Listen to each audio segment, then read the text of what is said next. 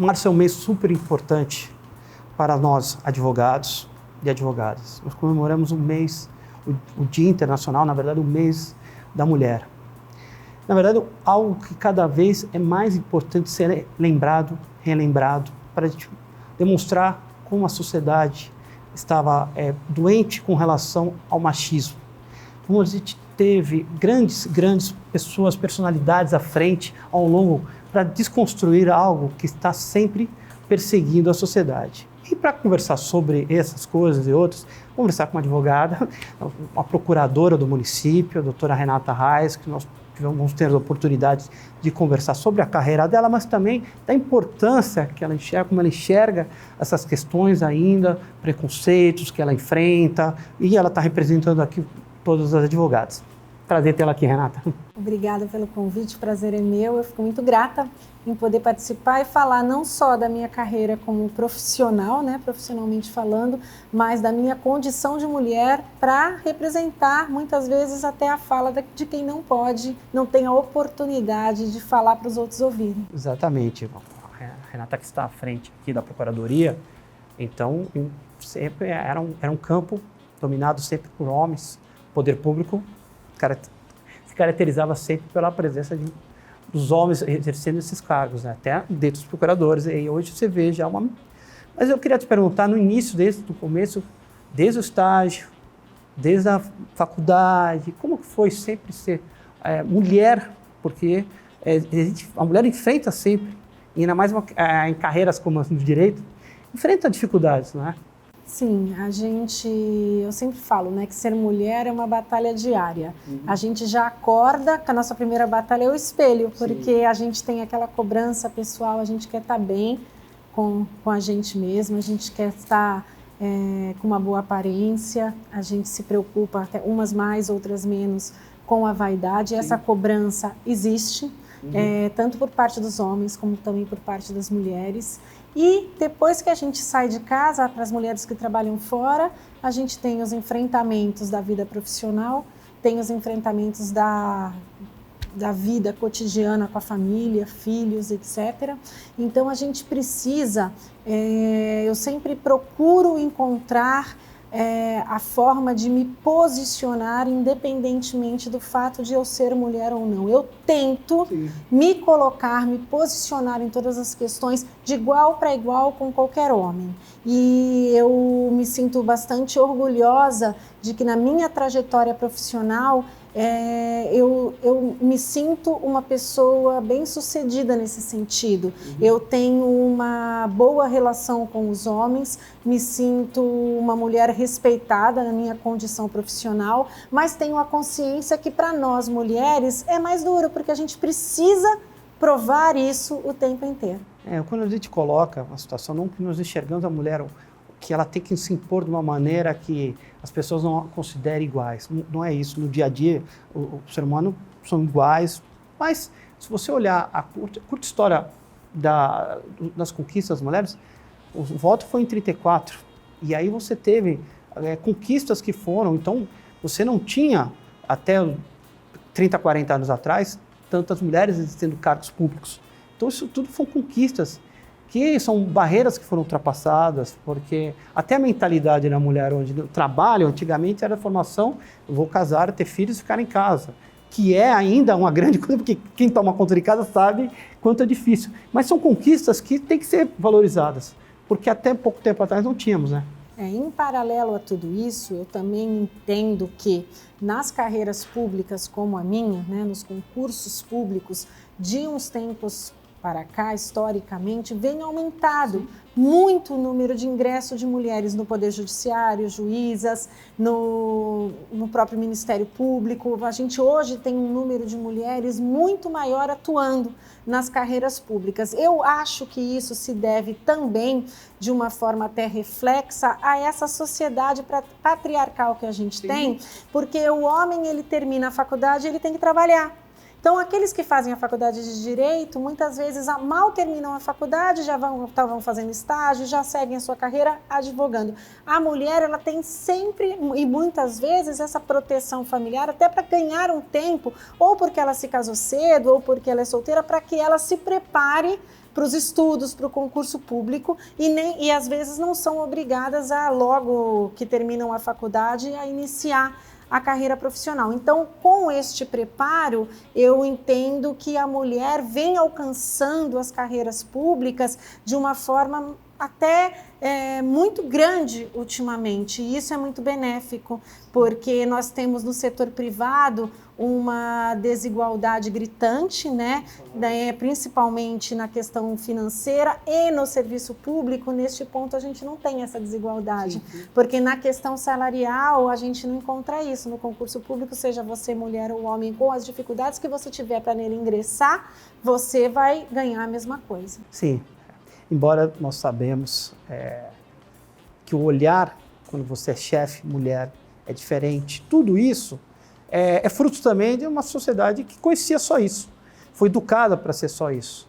E aí essa quebra de paradigma é que cabe, na verdade, a aceitação de uma geração anterior e a mudança de uma geração nova, que já tem que entender que essas coisas não podem acontecer. Por isso a gente fala sobre esse tema, porque esse tema acaba sendo, para uma geração anterior, um tema indigesto. E então, isso é que é importante. Então, ter a Renata com destaque, a gente conversou com a Renata, eu tive a oportunidade de conversar outras vezes, na rádio, era a abertura da questão a renovação da entrada da cidade, você estava à frente disso, quer dizer, você acaba tendo conflito, resolver, quer dizer, então isso é muito importante, né? Eu tenho a sensação de que as mulheres hoje, elas buscam ser representadas, né, ter como parâmetro mulheres fortes, mulheres que bem se colocam. E para ser forte e bem se colocar, você não precisa necessariamente não ser uma mulher sensível, sim, uma mulher frágil até em algumas situações, emotiva, mas mostrar a força e o poder que a mulher tem para se colocar, para se posicionar e buscar justamente isso que é a posição, no mínimo, igualitária, profissionalmente falando, dos homens e das mulheres, sim, né? Perfeito. Buscar o seu espaço tanto quanto o homem tem. É uma luta difícil, não é algo que se conquista de uma hora para outra, a gente vem avançando, esse avanço também tem os contrapontos que faz com que a liberdade de expressão da mulher faz com que a gente enxergue muita coisa que estava apagado, né? Então, a violência, aumentou a violência. Não sei se aumentou a violência, hoje se enxerga a violência, hoje as mulheres falam, hoje as mulheres denunciam.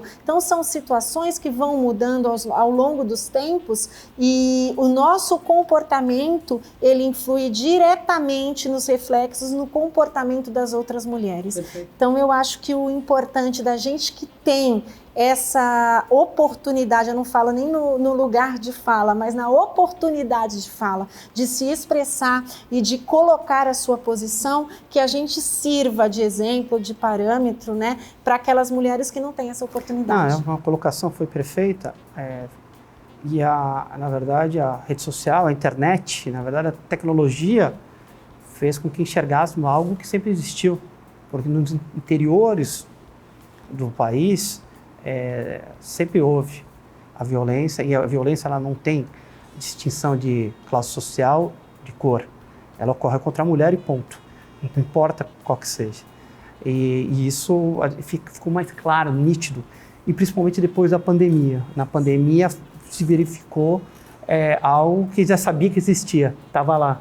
E algumas máscaras vão caindo, isso que eu acho importante. O que a gente faz aqui é sempre para o futuro. A gente sempre valoriza o passado porque pessoas fizeram alguma coisa para estarmos aqui hoje. Mas a ideia do mundo é sempre olhar para frente, o direito acompanha isso, ele é dinâmico. E hoje a nossa realidade não comporta mais, porque nós vamos continuar nessa pandemia mais um tempo. E os testes vão sendo feitos. Então aceitar isso, aceitar que hoje não pode haver violência contra a mulher é algo que tem que entrar na cabeça da sociedade. Há quem, eu sempre admiro muito, né, quem diz que nós fomos, né, nós vimos de gerações anteriores que nós tínhamos que educar as mulheres para conviver com os homens. Hoje o grande segredo é educar os homens, fazer homens melhores, né, homens que tenham uma outra visão. Eu tenho uma filha de 12 anos e eu, de um certo modo, eu já enxergo isso nas conversas que a gente tem, não só com a minha filha, mas quando eu vejo as conversas com os amigos dela, com os meninos. Os meninos hoje, de 12 anos de idade, 13, eles já têm uma visão diferente desses limites, de como, desses critérios, né, criados ao longo do tempo de comportamentos, tanto na questão da homossexualidade, como na questão do racismo, como na questão do feminismo, da igualdade.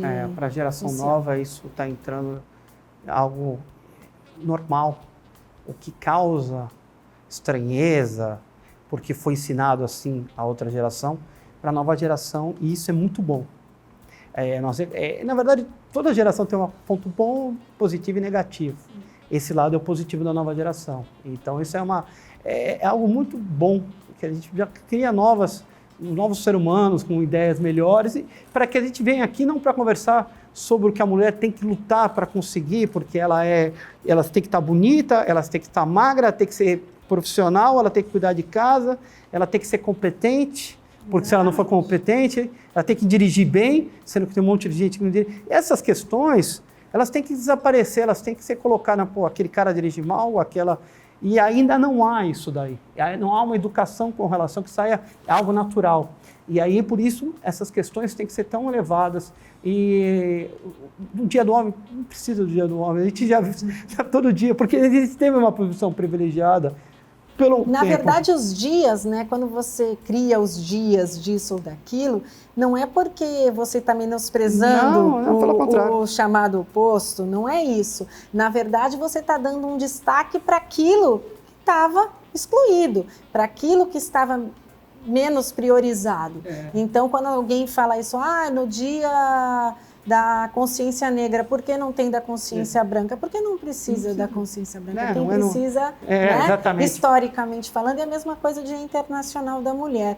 Deveria ser o Dia Internacional do Ser Humano, então talvez não, mas o que se busca com isso é se lembrar numa data, num determinado mês, a importância dessa causa, a importância dessa luta feminina, que ao longo dos anos, com todos os obstáculos sofridos e também com todas as glórias, né, alcançadas, vem se mostrando que é uma luta árdua e que ainda tem muito caminho para percorrer. Tem muito, e aí o que se busca também é um equilíbrio dentro dos direitos e obrigações, entendendo que homens e mulheres são diferentes para algumas coisas, porque vieram anatomicamente diferentes, distintos, mas os seus direitos são iguais, né? O que a gente tem que distinguir isso, porque fala, não, a mulher não vai carregar um pneu como um homem vai fazer. Como as pessoas clamam, às vezes, para querer equiparar. O que você tem que entender, mesmo das mulheres que estão clamando direitos, que elas também têm que respeitar o limite de outros.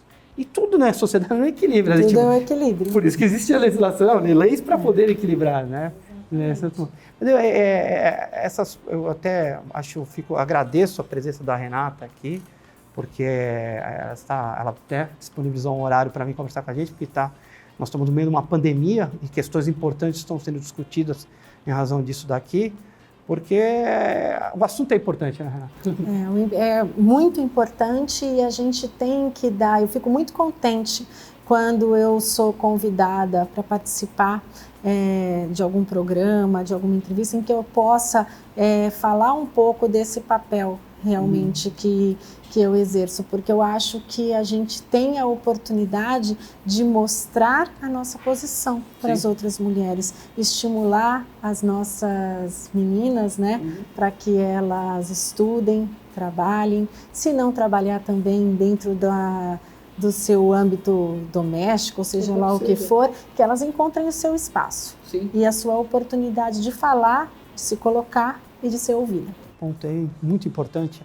a ênfase dada a essas questões, elas não podem ser ignoradas e descartadas. as pessoas e a mulher, ela tem o dever de falar, o dever de expor, e quando não está bem, ela não pode ficar acorrentada às situações, seja ela advogada, juíza, doméstica, qualquer que seja a sua profissão, não pode se limitar.